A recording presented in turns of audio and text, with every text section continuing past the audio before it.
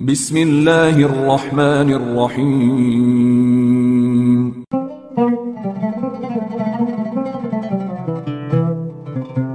সম্মানিত সুধী, আসসালামু আলাইকুম। প্রথমেই কৃতজ্ঞতা জানাই আরিফ আজাদ ভাইকে, যিনি অত্যন্ত বিচক্ষণতার সাথে নাস্তিক এবং কাফিরদের বিবিধ প্রশ্নের উত্তর সুন্দরভাবে গল্পের আকারে উপস্থাপন করেছেন। ইসলামের অন্তর্নিহিত কিছু বিষয় যেগুলি সচরাচর মানুষের অন্তরে উকি দেয়, মানুষের অন্তরে প্রশ্ন সৃষ্টি করে। আরিফ আজাদ ভাই অত্যন্ত বিচক্ষণতার সাথে সেই প্রশ্নগুলো তার প্যারাডক্সিক্যাল সাজিদ বইটিতে উপস্থাপন করেছেন, যেটি দাওয়াতের কাজকেও করেছে অত্যন্ত সহজতর। এভাবেই প্রতিটি শিক্ষিত তরুণ সমাজকে ইসলাম প্রচারে এগিয়ে আসা প্রয়োজন। সুন্দর কথার মাধ্যমে দ্বীনের দাওয়াত দেওয়া প্রয়োজন। আল্লাহ পাক আমাকে এবং এ যুগের তরুণ সমাজকে জ্ঞান, প্রজ্ঞা এবং হিকমাহ দান করুন, যাতে আমরা উত্তম কথার মাধ্যমে মানুষকে ইসলামের পথে আহ্বান করতে পারি। আমিন। আজকের পর্ব প্যারাডক্সিক্যাল সাজিদের তাকদির বনাম স্বাধীন ইচ্ছা। স্রষ্টা কি এখনো বিতর্কিত?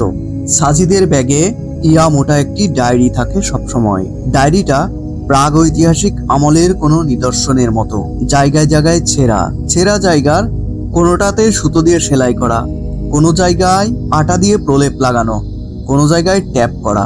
এই ডায়েরিতে সে তার জীবনের নানা উল্লেখযোগ্য ঘটনাগুলো লিখে রাখে।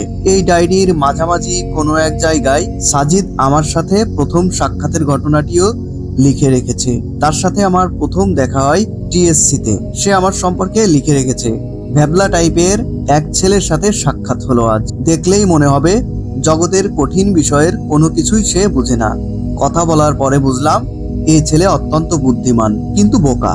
ছেলেটার নাম আরিফ। নিচে তারিখ দেওয়া 5/3/2009। এই ডায়েরিতে নানান বিখ্যাত ব্যক্তিদের কথাও লেখা আছে। একবার কানাডার টরেন্টোতে সাজিদ তার বাবার সাথে একটি অফিসিয়াল ট্যুরে গিয়েছিল। সেখানে অনেক সেলিব্রিটির সাথে বিল গেটসও আমন্ত্রিত ছিলেন। বিল গেটস সেখানে 10 মিনিটের জন্য বক্তৃতা রেখেছিলেন। সে ঘটনাটি লেখা আছে। জাফর ইকবালের সাথে সাজিদের একবার বই মেলায় দেখা হয়ে যায়। সেবারের বই মেলায় জাফর স্যারের বই একটুখানি বিজ্ঞান এর দ্বিতীয় কিস্তি আরো একটুখানি বিজ্ঞান প্রকাশিত হয়। সাজিদ জাফর স্যারের বই কিনে বের হওয়ার সময় পথে জাফর স্যারের সাথে তার দেখা হয়ে যায়। সাজিদ স্যারের একটি অটোগ্রাফ নিয়ে স্যারের কাছে এসে জানতে চাইলো, স্যার একটুখানি বিজ্ঞান পাইলাম, এরপর পাইলাম আরো একটুখানি বিজ্ঞান, এটার পরে আরো একটুখানি বিজ্ঞান কবে পাচ্ছি? সেদিন নাকি জাফর স্যার মিষ্টি এসে বলেছিলেন পাবে। নিজের সাথে ঘটে যাওয়া এরকম অনেক ঘটনায় ঠাঁই পেয়েছে সাজিদের ডায়েরিতে। সাজিদের ডায়েরির আদ্যপান্ত আমার পড়া ছিল, কিন্তু সেমিস্টার ফাইনাল সামনে চলে আসায় গত বেশ কিছুদিন তার ডায়েরিটা আমার আর পড়া হয়নি। অবশ্য ডায়েরিটা আমি লুকিয়ে লুকিয়েই পড়ি। সেদিন 3rd সেমিস্টারের শেষ পরীক্ষাটি দিয়ে রুমে আসলাম। এসে দেখি সাজিদ ঘরে নেই। তার টেবিলের উপরে তার ডায়েরিটা পড়ে আছে খোলা অবস্থায়। ঘর্মাক্ত শরীর, কাঠফাটা রোদের মধ্যে ক্যাম্পাস থেকে হেঁটে বাসায় ফিরেছি। এই মুহূর্তে বসে ডায়েরিটা উল্টাবো সেই শক্তি বা ইচ্ছে কোনোটাই নেই। কিন্তু ডায়েরিটা বন্ধ করতে গিয়ে একটি শিরোনামে আমার চোখ আটকে যায়। আমি সাজিদের টেবিলেই বসে পড়ি। লেখাটির শিরোনাম ছিল ভাগ্য বনাম স্বাধীন ইচ্ছা শক্তি। স্রষ্টা কি এখনো বিতর্কিত?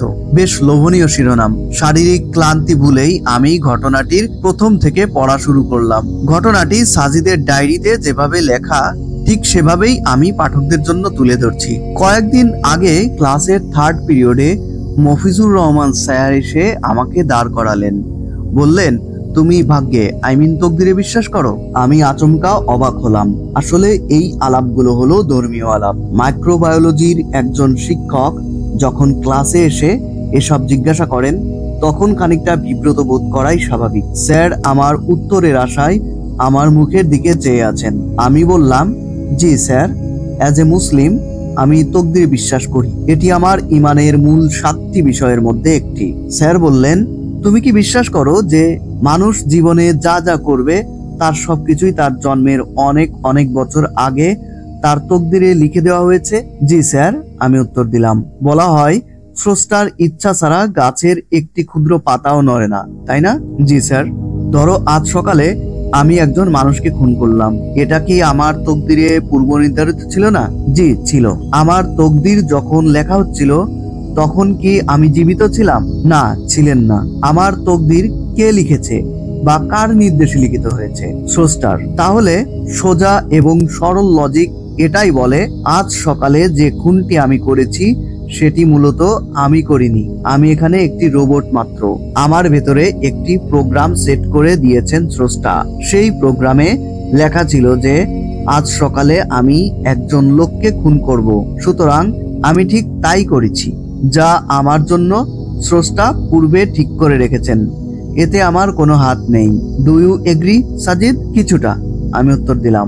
স্যার এবার হাসলেন, এসে বললেন, আমি জানতাম তুমি কিছুটাই একমত হবে, পুরোটা নয়। এখন তুমি আমাকে নিশ্চয় যুক্তি দেখিয়ে বলবে। স্যার, স্রষ্টা আমাদের একটি স্বাধীন ইচ্ছা শক্তি দিয়েছেন, আমরা এটা দিয়ে ভালো মন্দ বিচার করে চলি, রাইট? জি স্যার। কিন্তু সাজিদ, এটা খুবই লেম লজিক, ইউনো। ধরো আমি তোমার হাতে বাজারের একটি লিস্ট দিলাম। লিস্টে যা যা কিনতে হবে তার সবকিছু লেখা আছে। এখন তুমি বাজার করে ফিরলে, তুমি ঠিক তাই তাই কিনলে যা আমি লিস্টে লিখে দিয়েছি, এবং তুমি এটা করতে বাধ্য। এতটুকু বলে স্যার আমার কাছে জানতে চাইলেন, বুঝতে পারছো? আমি বললাম, জি স্যার, ভেরি গুড। ধরো তুমি বাজার করে আসার পর একজন জিজ্ঞাসা করলো, সাজিদ কি কি বাজার করেছো? তখন আমি উত্তর দিলাম, ওর যা যা খেতে মন চেয়েছে তাই তাই কিনেছে। বলতো আমি সত্য বলেছি কিনা? আমি বললাম, না, আপনি মিথ্যা বলেছেন।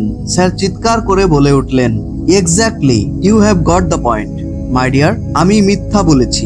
আমি লিস্টে বলেই দিয়েছি তোমাকে কি কি কিনতে হবে। তুমি ঠিক তাই তাই কিনেছো, যা আমি কিনতে বলেছি। যা কিনেছো সব আমার পছন্দের জিনিস। এখন আমি যদি বলি ওর যা যা খেতে মন চেয়েছে সে তাই তাই কিনেছে, তাহলে এটা একটা ডাহা মিথ্যা কথা না? জি স্যার। ঠিক স্রষ্টাও এভাবে মিথ্যা বলেছেন, 2 নাম্বারই করেছেন। তিনি অনেক আগে আমাদের তকদির লিখে তা আমাদের গলায় ঝুলিয়ে দিয়েছেন। এখন আমরা সেটাই করি যা স্রষ্টা সেখানে লিখে রেখেছেন। আবার at the end of the day এই কাজের জন্য কেউ জান্নাতে যাচ্ছে, কেউ জাহান্নামে। কিন্তু কেন? এখানে মানুষের তো কোনো হাত নেই। ম্যানুয়ালটা স্রষ্টার তৈরি, আমরা তো জাস্ট পারফর্মার। স্ক্রিপ্ট রাইটার তো স্রষ্টা। স্রষ্টা এর জন্য আমাদের কাউকে জান্নাত কাউকে জাহান্নাম দিতে পারেন না। যুক্তি তাই বলে। ঠিক আমি চুপ করে রইলাম। পুরো ক্লাসে পিনপতন নীরবতা বিরাজ করছে। তখন স্যার বললেন, have you any proper logic on that typical question dear? আমি চুপ করে থাকলাম। স্যার মুচকি হাসলেন। মনে হলো উনি ধরেই নিয়েছেন যে উনি আমাকে এবার সত্যি সত্যি কুপকাত করে দিয়েছেন। বিজয়ের হাসি। আমাকে যারা চিনে তারা জানে আমি কখনো কারো প্রশ্নের উত্তর দিতে সময় নেই না।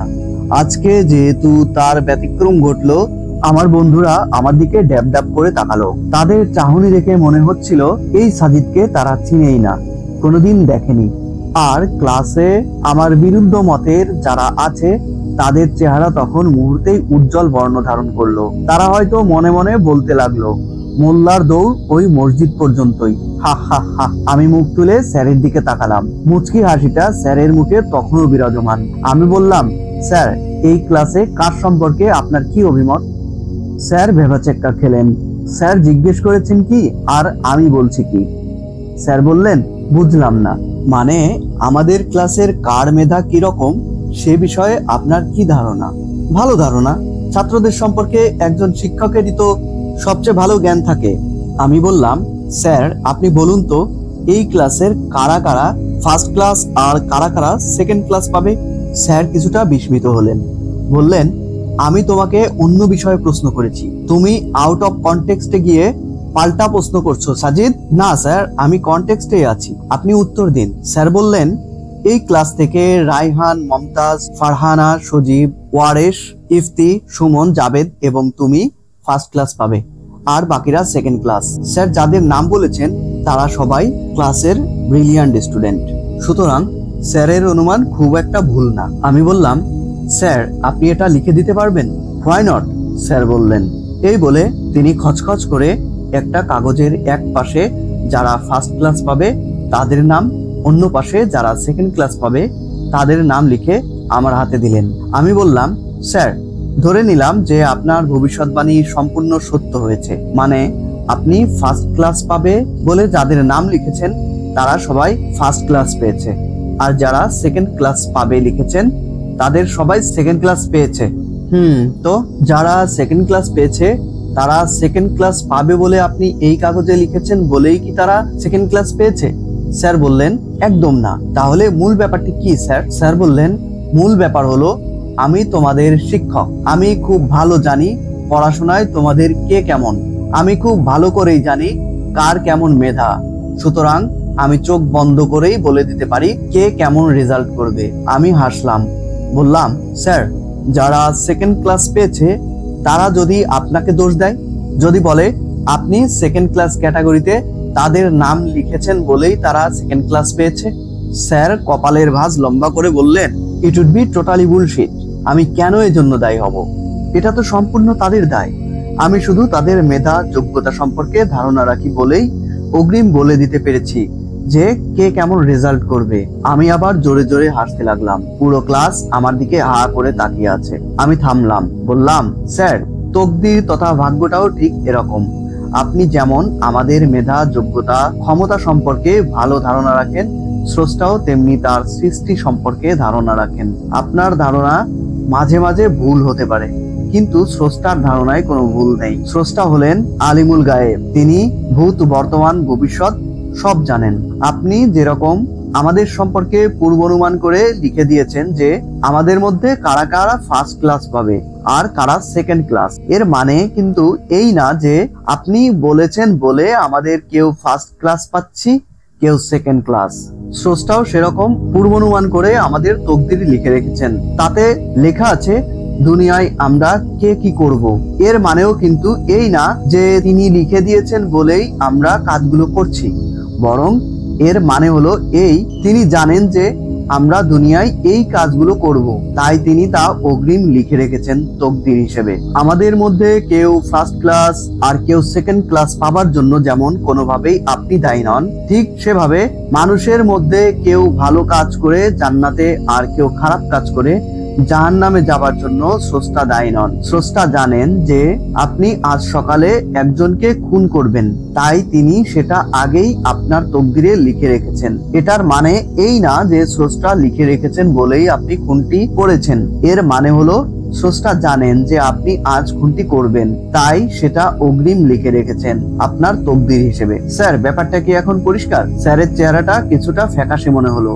তিনি বললেন, এরপর স্যার কিছুক্ষণ চুপ থাকলেন।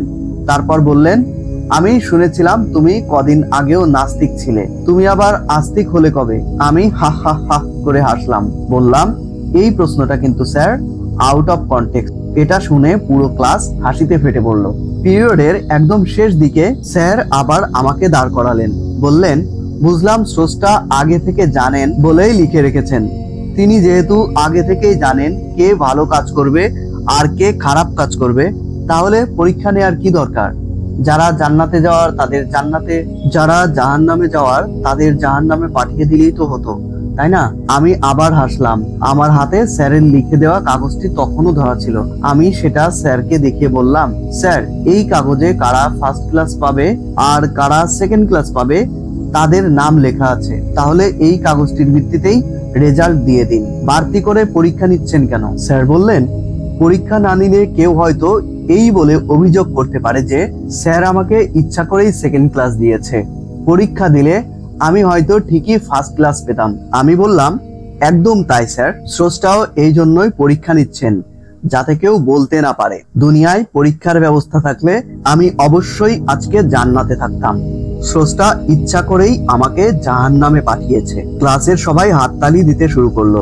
স্যার বললেন, Sajid, I have a last question. Definitely sir, আমি বললাম। আচ্ছা, যে মানুষ পুরো জীবনে খারাপ কাজ বেশি করে সে অন্তত কিছু না কিছু ভালো কাজ তো করে, তাই না? জি স্যার। তাহলে এই ভালো কাজগুলোর জন্য হলেও তো তার জান্নাতে যাওয়া দরকার, তাই না?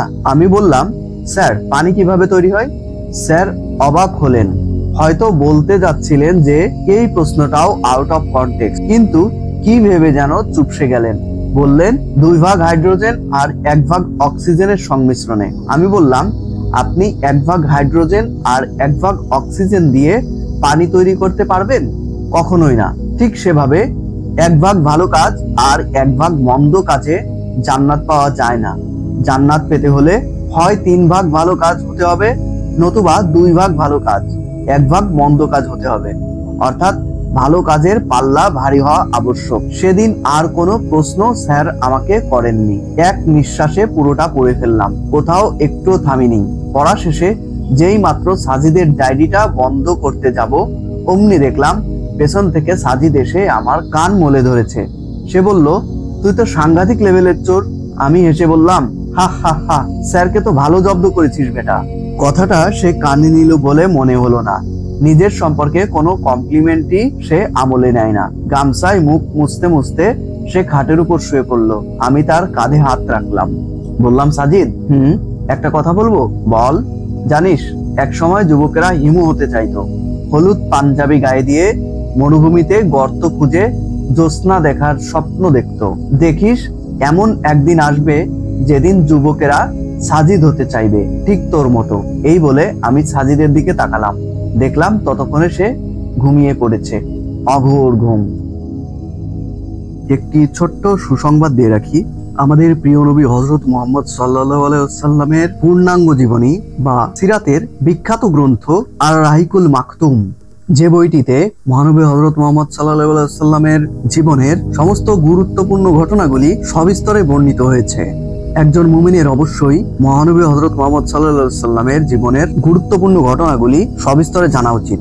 যারা সময়ের অভাবে অথবা অন্য যে কারণেই হোক সিরাত গ্রন্থটি পড়তে পারছেন না, তাদের জন্য পূর্ণাঙ্গ গ্রন্থটি আমি অডিও বুক আকারে প্রকাশ করব ইনশাআল্লাহ। সাবস্ক্রাইব করে বেল আইকনটি বাজিয়ে দিন, যাতে করে আমার চ্যানেলের গুরুত্বপূর্ণ আপডেটগুলি সহজে পেতে পারেন। ধন্যবাদ।